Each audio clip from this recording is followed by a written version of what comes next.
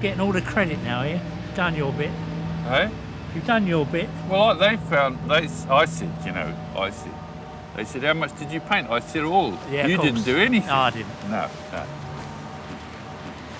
So I got all the credit. I just did the design, now. Designed it. That's where my expertise is.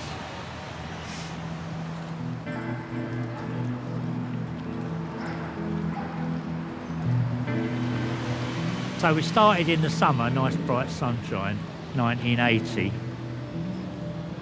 And then the weather kind of settled into autumn and winter and we were still working. He made me a cradle to go up and down on wires. 2 very expensive turf or winches, which were very safe. Danger of death. Anyway, so up and down we was painting away. Press the paintbrush on the wall, you'd swing out a bit. I was squatting in Carlton Mansions and I decided to sign on the dole. I walked out the door and here was a beautiful wall for a mural. And he painted this big figure up on the wall over at Carlton Mansions, which the Carlton Mansions co-op didn't like because they thought it looked like Dale, long and gangly. And it was changed it to be anti-nuclear because that was the zeitgeist then. I grew up with the mural, as being a symbol of the CND. So I was in the Midlands and I only knew it as a poster. And then it's when I moved to Brixton, I actually saw it in the flesh. It inspired me to paint. This is how important this mural is, and 40 years later it's getting repainted, so what a major achievement.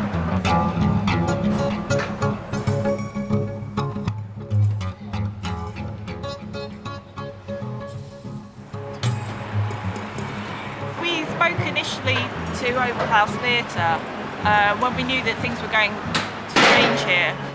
It was a bit like if you come here and you've got this building which is a part of Brixton life and you paint over the mural, I don't think local residents are going to be very happy. And there was a point where it felt like it really was at risk. If we didn't have the campaign, if we hadn't done that event 10 years ago, there's a good possibility that there wouldn't have been enough interest to save it.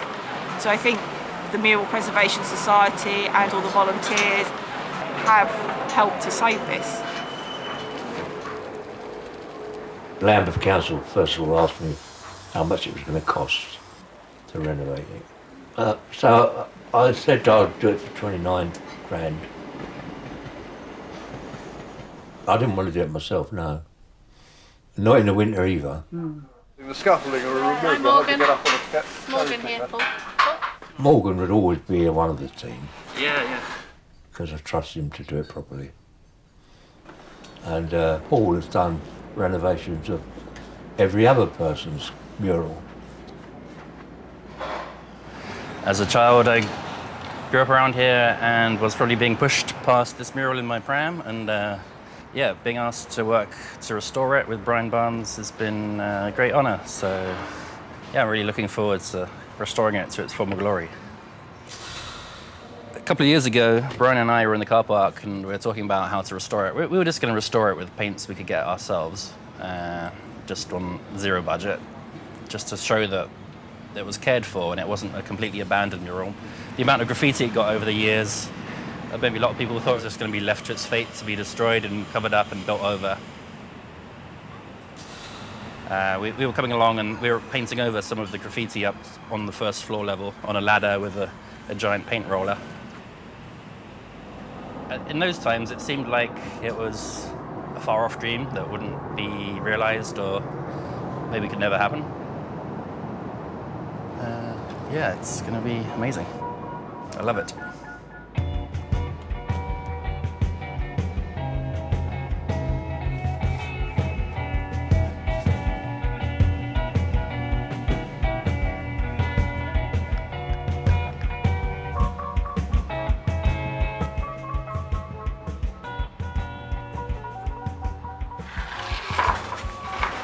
Well, I went to a sort of, what was it, a symposium of mural painters with Brian Barnes, and we were chatting, and he said he was going to restore his Nuclear Dawn mural, and I said, I'll give you a hand. It's a great mural. One reading of it is that it was in the context of CND or Greenham Common and so on. But another reading is that it's the Grim Reaper, you know, who is reminding us that life is short. Huh? Brian and I went at that one last year, 2 years ago, 3 years ago. You cut a bit away. He had some green paint, neon green paint. Yeah. We were doing it. I saw that. Here, of course, you get death incarnate, chucking the missiles. So it's that kind of evolution, I think, of that apocalyptic vision that's extremely relevant today, yes. I mean, to me it matters a lot because I grew up round the corner and I remember going past it as a kid. I remember conversations, I think with my dad really, largely about the Cold War, about what it was about. And then I guess it's one of the murals that I think had the most active presence in my life. It's got such a huge resonance, I think, in Brixton. Obviously, it's a really central location and it's such a kind of... It's a really powerful mural, I think. I mean, at the bottom we have all of the politicians confined to their little bunker, and I think Margaret Thatcher's position within that bunker is well and truly deserved, and one day maybe the doves of peace will crack it open as well. How did you get involved in mural painting? I married Paul Butler. The one that I did there is just solder lit. I don't know if you want to go over it with Royland or... On the left? Yeah. No, we have to go over it with the same colour Yeah. we got on the right, which is okay, actually. I mean, it is quite a hard image. It's telling a very particular story. Well, as far as I'm concerned, it's about men and war.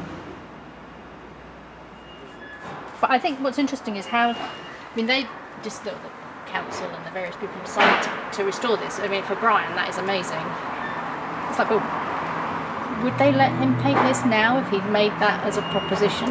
I wonder.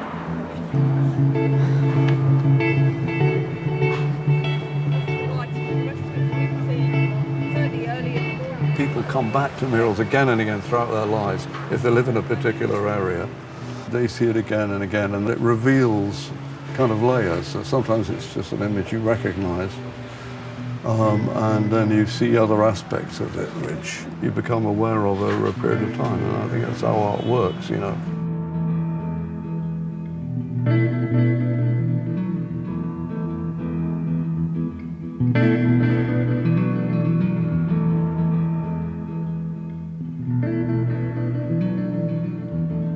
I know what you're going to say. Why, You missed a bit. Yeah. No, It's all right. Oh, it's fantastic. It's fantastic. It's not again. It's not again. No, it's fantastic. Primary.